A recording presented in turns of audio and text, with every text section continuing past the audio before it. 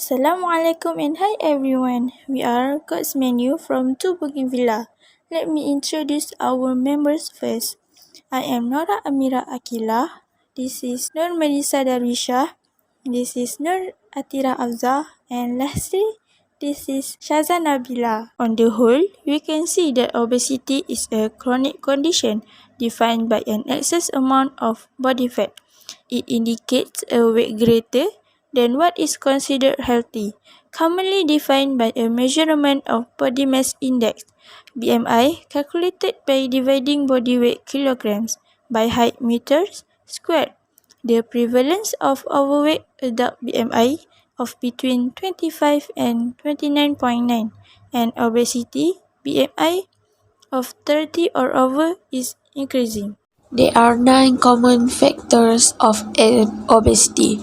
First, physical inactivity. Sedentary people burn fewer calories than people who are active. The National Health and Nutrition Examination Survey (NHANES) show a strong correlation between physical inactivity and weight gain in both sexes. Overeating. Overeating leads to weight gain, especially if the diet is high in fat. Food high in fat or sugar, for example, fast food, fried food, and sweets, have high energy density. Food that have a lot of calories in a small amount of food. Epidemiology studies have shown that diets high in fat contribute to weight gain. Genetics. A person is more likely to develop obesity if one of both parents are obese. Genetics also affect hormones involved in fat regulation. For example, one genetic cause of obesity is leptin deficiency.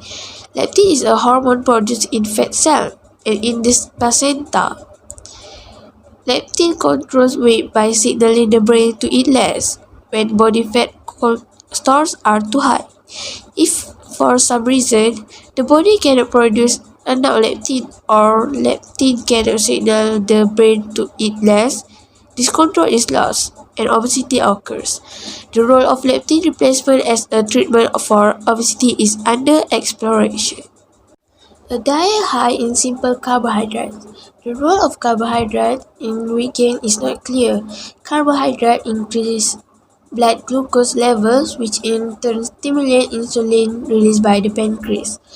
And insulin promotes the growth of fat tissue and can cause weight gain.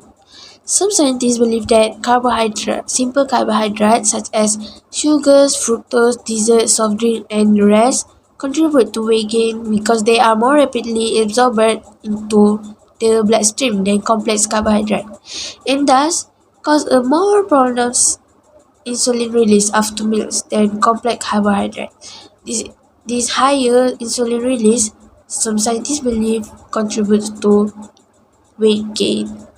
Frequency of eating. The relationship between frequency of eating and weight is somewhat controversial.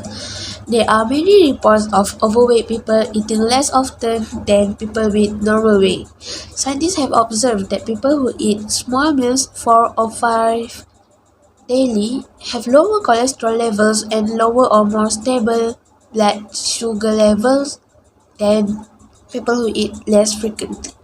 One possible explanation is that small frequent meals produce stable insulin levels, whereas large meals cause large spikes of insulin after meals. Medication. The reason for the weight gain with the medication differs for each medication.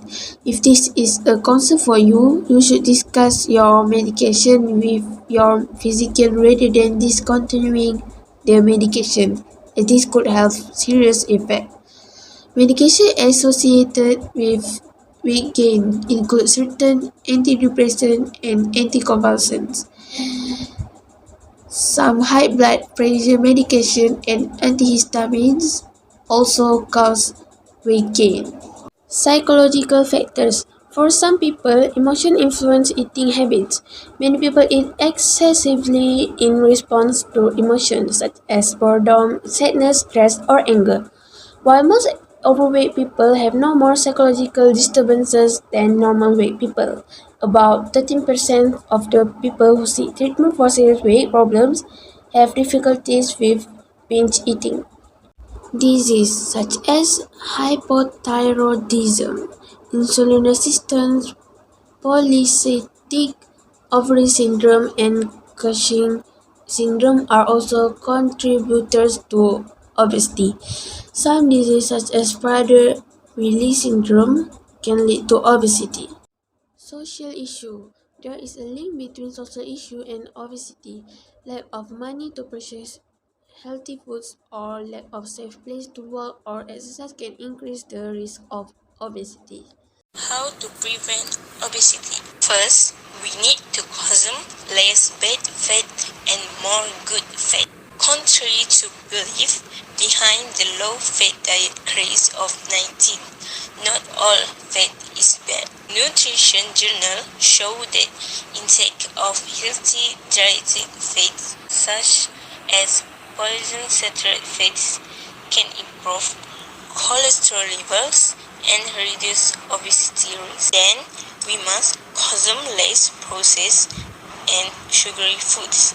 Many processed foods are high in fat, salt, and sugar, which can encourage overeating. After that, eating more servings of vegetable and fruit can help keep calorie reasonable and reduce the risk of overeating. You can eat plenty of dietary fiber because dietary fibers plays a role in weight maintenance. Last but not least, we can focus on eating low glycemic index. GI is a scale used to measure how quickly a food item will raise your blood sugar. Focusing on low GI food can help keep blood sugar levels. Keeping your blood glucose level steady can help with weight management. Statistics obtained to the National Health and Morbidity Survey (NHMS) in 2015 show that Malaysia has become an obese country, where 1 in 2 adults overweight or obese. This makes Malaysia one of the fattest countries in Asia, with an aspect overweight population of 33% and obesity of 18%. According to a study in the Child and Adolescent Study in Asia conducted by Pu et al. In 2013, Malaysia is one of the top 3 countries with a high percentage of obese children between 6 months to 12 years old, to 11.6%. Breaking up the enormous number, 88,000 of Malaysian children will have impaired glucose tolerance, 28,000 will suffer from type 2 diabetes, a whopping 191,000 will have high blood pressure, and 264,000 will suffer from first-stage fatty liver stage. The study on obesity. What did you get based on this study? From what I've studied, obesity is not a disease. It is a health problem and it is a risk factor for several chronic diseases. It has many causes and multiple interventions exist. Whatever future programs planned for promoting healthy eating could be incorporated into the existing programs carried out in the various ministries and agencies. Obesity has reached epidemic proportion and is now affecting younger age groups. The increased consumption of calorie-dense fast food and sugar-rich drinks together with an increasingly sedentary lifestyle appear to be major factors contributing to this epidemic, while prevention of obesity should receive high priority. Generally, obesity can be cured. The majority of people don't realize how harmful obesity is to the body and their overall well-being. To be in a good physical shape and healthy diet, exercise 3 to 4 times a week is the solution to not becoming obese.